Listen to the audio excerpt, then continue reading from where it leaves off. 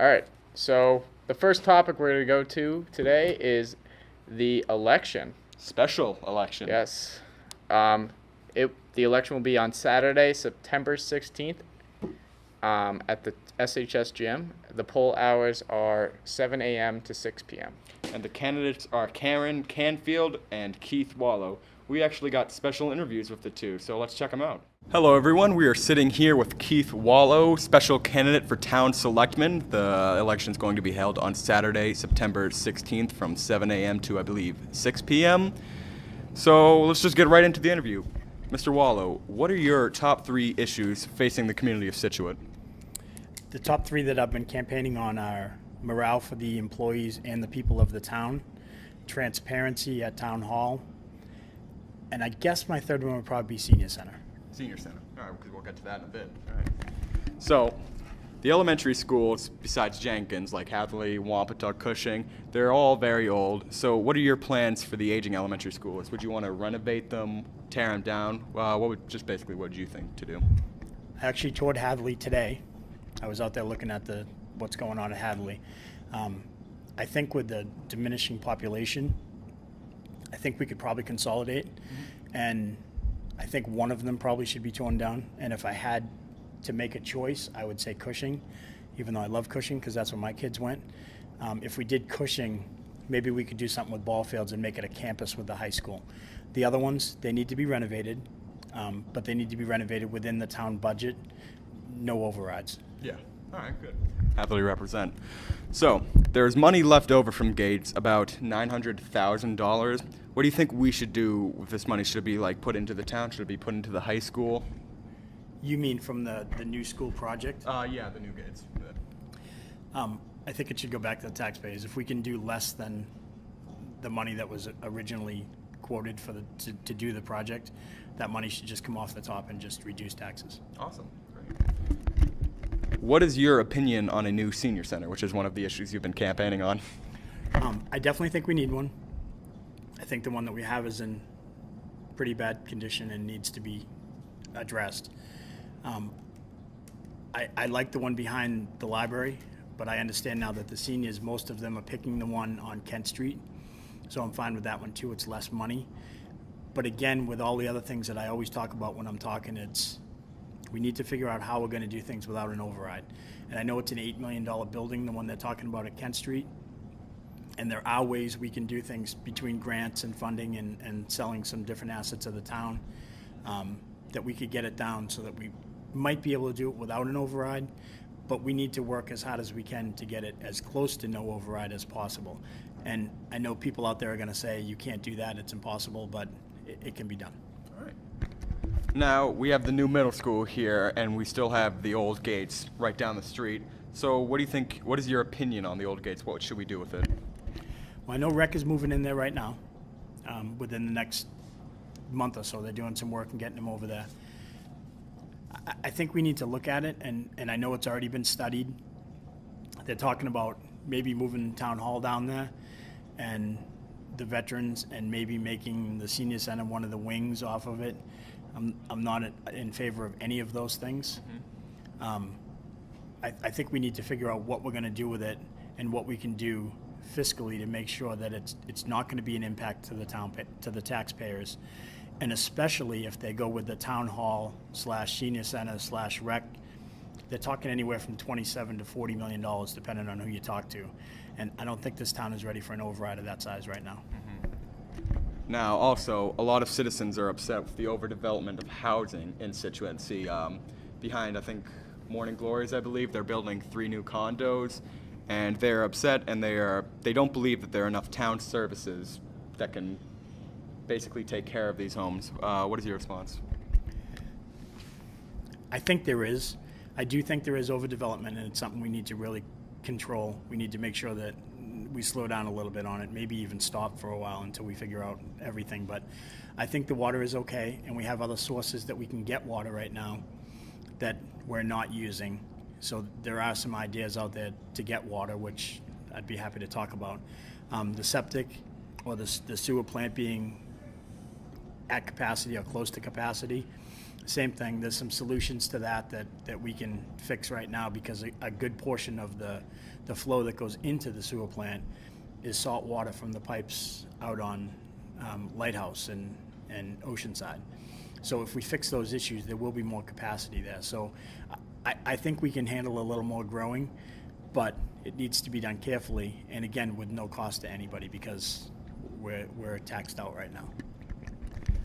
Now, how would you respond to the people who are concerned that we are overpricing people out of the town with all these new taxes, such from like building all the new developments? We have to stop. And people don't understand that there really are people out there that they are getting priced out of town. There's people that are getting ready to leave because they can't afford any more overrides. So just to throw out, we're going to do this, we're going to do that, and we're going to make this happen, we have to do it carefully and make sure that we keep the people in town that have been here for years and years, including the seniors and some other folks. But just to say, again, we're going to go, like I said a few minutes ago with the senior center, we need to try to come up with solutions that aren't going to involve overrides. Taxes go up every year because of Proposition 2.5. There's nothing we can do about that. But the huge chunks that come out when we do overrides, we just can't have any more of them. All right. Last question, why should people vote for you? I honestly think I'm the person for change.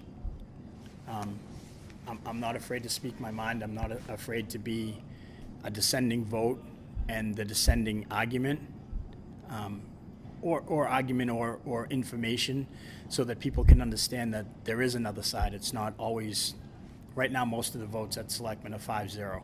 And I don't think any issue should always be 5-0. I think some have to be vetted a little differently, and they have to be talked about in public. And I think I'm that person that can do that.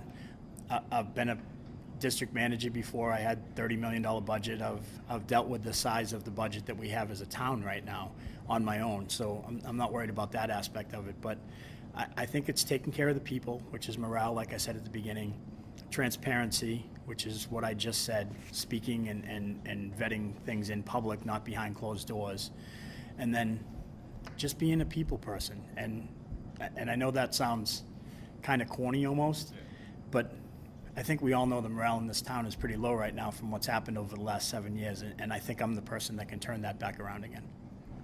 All right, thank you very much, Mr. Walo. I am with Karen Canfield, who is running for Selectman of Scituate, and the election is Saturday, September 16th from 7 a.m. to 6 p.m. That's when the polls are? That's when the polls are. All right, so now we're going to do a quick interview with her to get her ideas for what should be done with Scituate. All right, so Karen, what are your top 3 issues facing the community?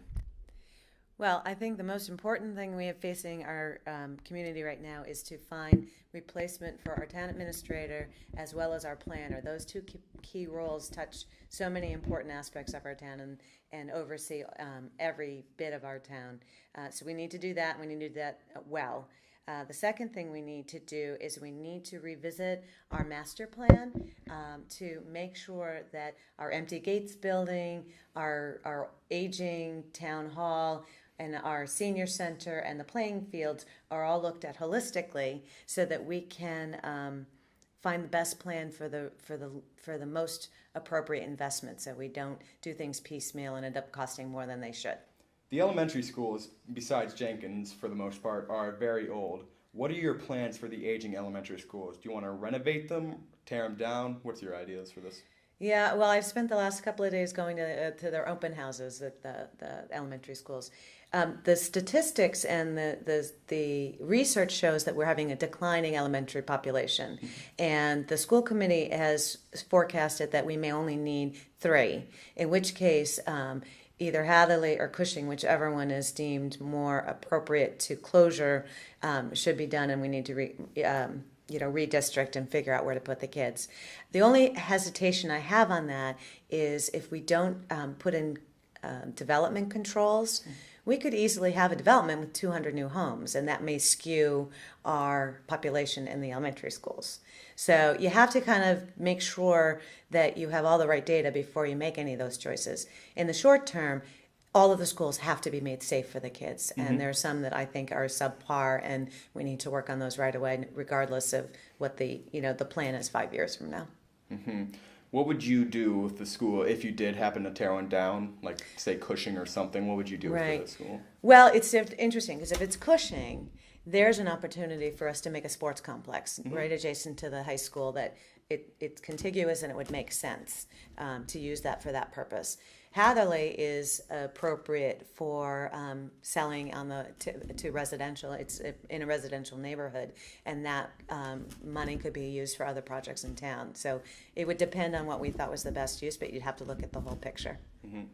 Happily represent. Also, there happens to be money left over from the new Gates expansion that they added at the high school, and it was around, I believe, $900,000. What do you think should be done with this money? Should it be put into the high school? What are your ideas for it?